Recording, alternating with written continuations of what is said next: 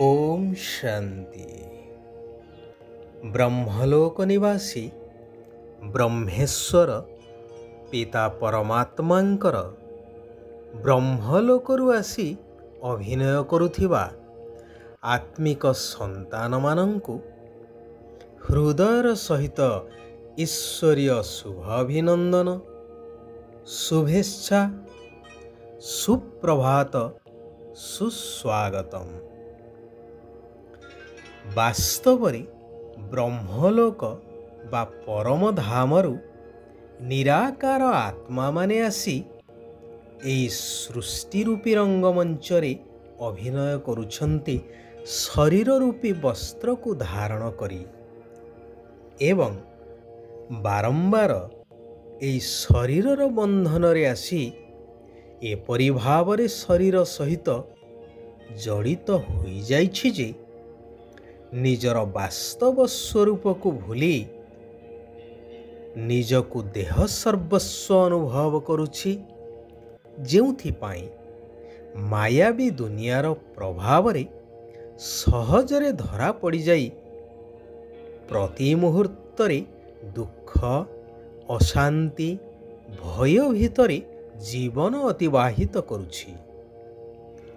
साधारण कईंचटिए निजकु सुरक्षित रखिबा पाई किछि भी विपदर आभास मिलिबा क्षणी से निजकु तार शक्त खोलपा भितरे सुरक्षित रखि देई थाए।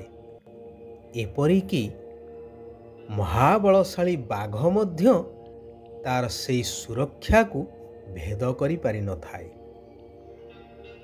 रामायणर मध्य आमे देखिबाकू पाउछे जेतेबेले हनुमान सीतांकु ठाब करिबा पाई लंकारे जाई पहुंचिले, देखिले विशालकाय भयंकर राक्षस माने पहरा देउथांती एवं मुख्यतः लंकिनी राक्षसी जार गगनचुंबी शरीर से मुख्य द्वारर पहरा देउछि। यह देखि हनुमान निजको अति सूक्ष्म पिंपुड़ी सदृश करी समस्तंक दृष्टि सामनारू सहजरे खसी जाइथिले, अर्थात निजको सुरक्षित भावरे रखि पारिथिले। आउ जेतेबेले चाहिले विशाल रूप को धारण करिथिले। यह तांकर संपूर्ण इच्छाधीन थिला। तेबे वास्तवरे जदि देखा जाए यह समस्त आत्मा मानंक पई ही प्रयोज्य, कारण आत्मा वास्तवरे एई प्रकृतिर मालिक अटे। जेतेबेले आत्मा प्रथमे एई सृष्टि रंगमंच को आसे, अर्थात सत्य जुगरे देह धारण करी अभिनय करी थाए, सेतेबेले देह थाई सुद्धा देहर बंधन ठारू संपूर्ण मुक्त थाए।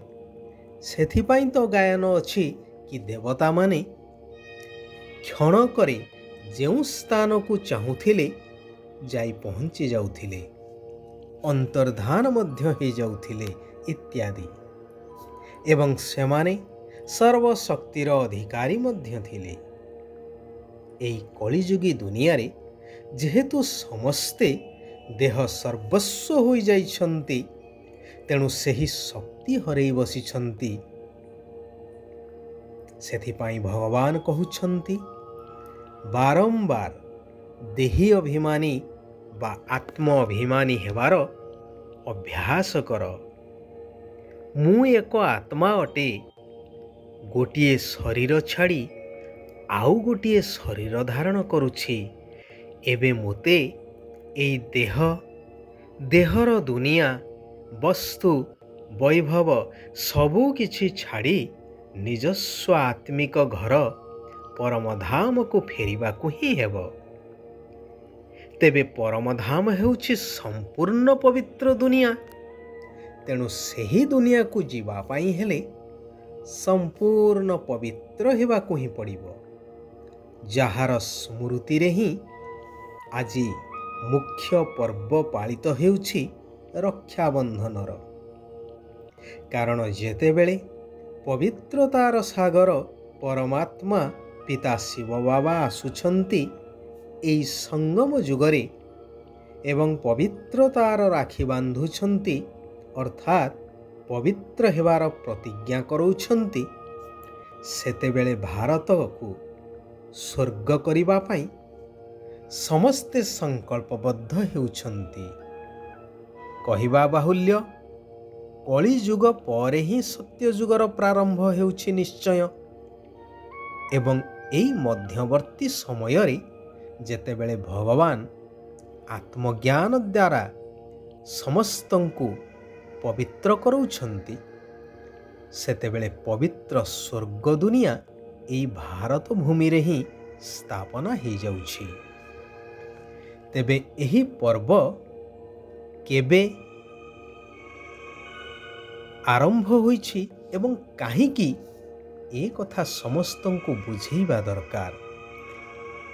ରକ୍ଷାବନ୍ଧନର ବାସ୍ତବିକ ଅର୍ଥକୁ ମଧ୍ୟ ସମସ୍ତେ ବୁଝିବା ଦରକାର। ଦ୍ୱାପର ଯୁଗରୁ ହିଁ ଯେତେବେଳେ ଆତ୍ମା ଅପବିତ୍ର ବିକାର ମାର୍ଗରେ ଯାଉଛି, ସେବେଠାରୁ ଏହି ପର୍ବର ପରମ୍ପରା ଚାଲି ଆସୁଛି। ହେଲେ ସତ୍ୟ ଯୁଗରେ ଏହି ରକ୍ଷାବନ୍ଧନ ଆଦି ପର୍ବର ଆବଶ୍ୟକତା ହିଁ ନାହିଁ। ସତ୍ୟ ପିତା ସତ୍ୟ ଜ୍ଞାନ ପ୍ରଦାନ କରି ସତ୍ୟ ଦୁନିଆ ସ୍ଥାପନ କରୁଛନ୍ତି। ତେଣୁ ଏହି ସତ୍ୟ ଜ୍ଞାନକୁ ନମ୍ରତା, ଦୃଢ଼ତା ତଥା ବହୁତ ସମ୍ମାନର ସହିତ ଅନ୍ୟମାନଙ୍କୁ ଶୁଣାଇବାକୁ ହେବ। ମଧୁର ବାଣୀ ସହିତ ହର୍ଷିତ ମୁଖ ମଧ୍ୟ ରହିବା ଆବଶ୍ୟକ। ସମସ୍ତଙ୍କୁ ପତିତରୁ ପବିତ୍ର ହେବାର ଯୁକ୍ତି ବତେଇବାକୁ ହେବ। କେବଳ ଜଣଙ୍କର ଅର୍ଥାତ୍ ଏକ ନିରାକାର ଶିବ ବାବାଙ୍କର ଅବ୍ୟଭିଚାରୀ ସ୍ମୃତିରେ ରହିବାର ଆବଶ୍ୟକତା ଅଛି। କୌଣସି ଦେହଧାରୀର ନାମ ରୂପକୁ ମନେ ପକାଇବାର ନାହିଁ। ତେବେ ସବୁଠାରୁ ଗୁରୁତ୍ୱପୂର୍ଣ୍ଣ କଥା ହେଉଛି ପବିତ୍ରତାର ସାଗର ପିତାଙ୍କ ସହିତ ପବିତ୍ର ହେବାର ପ୍ରତିଜ୍ଞା କରିବା। ଏହା ମଧ୍ୟ ନିହାତି ଆବଶ୍ୟକ। ଶିବ ବାବା କହୁଛନ୍ତି, ବିନାଶୀ ଇଚ୍ଛାଗୁଡ଼ିକୁ ତ୍ୟାଗ କରି ଆଚ୍ଛା ଅର୍ଥାତ୍ ମହାନ ଆତ୍ମା ହେବାର ବିଧି ଦ୍ୱାରା ସର୍ବପ୍ରାପ୍ତି ସମ୍ପନ୍ନ ହୁଅ। ଯେଉଁମାନେ ଅନେକ ଗୁଡ଼ିଏ ବିନାଶୀ ଇଚ୍ଛା ରଖିଥାନ୍ତି, ସେମାନଙ୍କର ଇଚ୍ଛା କେବେ ବି ପୂରଣ ହୋଇନଥାଏ। ବରଂ ନିଜକୁ ମହାନ ଆତ୍ମା ବା ଶ୍ରେଷ୍ଠ ଆତ୍ମା କହୁଥିବା ଆତ୍ମାମାନଙ୍କର ଶୁଭ ଇଚ୍ଛା ଗୁଡ଼ିକ ଆପେ ଆପେ ପୂରଣ ହୋଇଯାଇଥାଏ। କାରଣ ଦାତାଙ୍କର ପିଲାମାନଙ୍କୁ କିଛି ବି ମାଗିବାର ଆବଶ୍ୟକତା ନଥାଏ। ବିନାଶୀ ଇଚ୍ଛାଠାରୁ ମୁକ୍ତ ହୋଇ ଅବିନାଶୀ ସେବାର ସଂକଳ୍ପ ଯଦି ରହିବ, ତେବେ ତାହା ନିଶ୍ଚିନ୍ତ ଭାବରେ ପୂରଣ ହେବ। ସର୍ବପ୍ରାପ୍ତିରେ ମଧ୍ୟ ସମ୍ପନ୍ନ ହୋଇଯିବ। ଯୋଗ ଏବଂ ନିଃସ୍ୱାର୍ଥ ସେବା ଦ୍ୱାରା ମାୟା ଜିତ୍ ହେବା ହିଁ ବିଜୟୀ ଆତ୍ମାର ଲକ୍ଷଣ। ଆଚ୍ଛା, ଆଜି ପାଇଁ ଆମେମାନେ ଏଇଠାରେ ବିରାମ ନେବା। ଆସନ୍ତାକାଲି ପୁନଃ ନିଜର ଜୀବନକୁ ପରିବର୍ତ୍ତନ କରିବା ସହିତ ସାରା ବିଶ୍ୱକୁ ପରିବର୍ତ୍ତନ କରିବାର ଉଦ୍ଦେଶ୍ୟ ନେଇ ସେହି କଲ୍ୟାଣକାରୀ ପରମାତ୍ମାଙ୍କର ଆଉ କିଛି କଲ୍ୟାଣକାରୀ ମହାବାକ୍ୟ ଉପରେ ଆମେମାନେ ଆଲୋକପାତ କରିବା। ସାରା ବିଶ୍ୱର ଆତ୍ମାମାନଙ୍କର କଲ୍ୟାଣ ହେଉ। ସମସ୍ତେ ସୁଖ ଆଉ ଶାନ୍ତିର ଅନୁଭବ କରନ୍ତୁ। ओम शांति। ओम शांति। ओम शांति।